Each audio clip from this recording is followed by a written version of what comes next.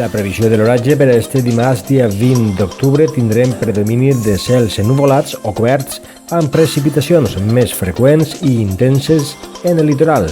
Temperatures nocturnes amb pocs canvis i les diürnes baixaran algun grau. Vent variable fluix tendint a nord-est i est fluix en general, amb algun interval moderat en el litoral.